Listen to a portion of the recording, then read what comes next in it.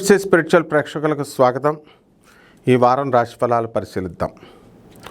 ఓం వసుదేవసుతం దేవం కంసచాణూరమర్దనం దేవకీ పరమానందం కృష్ణం వందే జగద్గురుం. కృష్ణం వందే జగద్గురుం, అర్జునం వందే జగదేక వీరం. జగద్గురువైనటువంటి శ్రీకృష్ణ పరమాత్మల వారికి, జగదేక వీరుడైనటువంటి అర్జునుల వారి పాదపద్మాలకు నమస్కారం చేస్తూ ఈ వారం గ్రహస్థితిగతులు గోచారరీత్యా ఎక్కడెక్కడ ఎలా ఉన్నాయో చూద్దాం. వృషభ రాశిలో శుక్రుడు, మిథున రాశిలో గురుడు, కర్కాటక రాశిలో రవి బుధులు, అలాగే సింహరాశిలో కుజ కేతువులు, రాహువు కుంభరాశి, ఈ యొక్క మీనములో శని. ఇది గ్రహస్థితి. కాబట్టి దీన్ని బట్టి ఒక్కొక్క రాశి వారికి, ఈ ద్వాదశ రాశుల వారికి ఎలా ఉంటుందో చూద్దాం.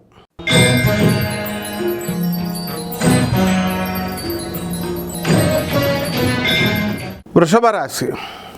ఈ వృషభ రాశి వారికి అందరికీ కూడా మనకి అర్ధాష్టమంలో ఉన్నటువంటి కుజకేతు గ్రహ ప్రభావాల వలన మీకు మానసికమైనటువంటి డిప్రెషన్లు జరగడానికి అవకాశాలు ఉన్నాయి.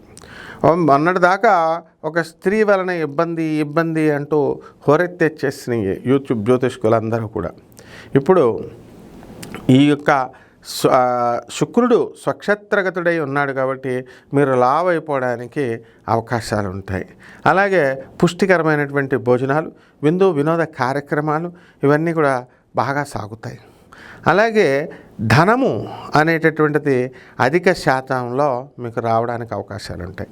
వృత్తి, వ్యాపార, ఉద్యోగ విషయాల్లో మీరు ముందుకు దూసుకెళ్ళిపోతారు. అదేవిధంగా లాభంలో ఉన్నటువంటి శనిగ్రహ ప్రభావం వలన ఇనుము వెల్డింగ్ షాపులు, ఆ తర్వాత ఈ యొక్క ఐరన్ ఇండస్ట్రీస్ ఇలాంటివి నడుపుతున్నటువంటి వాళ్ళంతా కూడా మీకు పైకి రావడానికి అవకాశాలు అధికంగా కనబడుతున్నాయి. అలాగే రవి ప్రభుత్వ ఈ పనులు చేస్తున్నటువంటి వాళ్ళు ఎవరైతే కాంట్రాక్టర్స్ ఉన్నారో మీకు వీళ్ళందరూ కూడా బిల్స్ రావాలి. మీకు అటువంటి వాళ్ళు బిల్స్ మీకు రావడం లేదు. రవి బుధులు ఇద్దరు కూడా కర్కాటక రాశిలో ఉన్నారు. ఇప్పుడు ఈ నెలలో మీకు రావడానికి, ఈ వారంలో మీకు రావడానికి అవకాశాలు అధికంగా కనబడుతున్నాయి.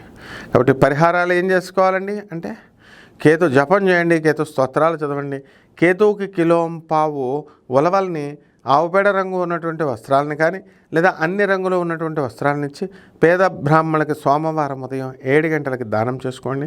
దశమహావిద్యల్లో ఒకటైనటువంటి ఈ యొక్క ధూమావతి అమ్మవారి యొక్క పూజను కానీ, ఆమె యొక్క హోమాన్ని కానీ మీ ఇళ్లలో జరిపించుకోవడం ద్వారా బ్రహ్మాండంగా ఉంటుంది.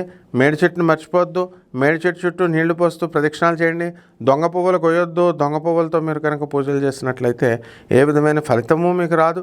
ఆ తర్వాత అంతేకాకుండా యజమానులు ఆ యొక్క చెట్టు యజమానులు మీకు శాపాలు పెడతారు. కాబట్టి జాగ్రత్తగా మీరు చేసుకోండి. శుభమస్తు.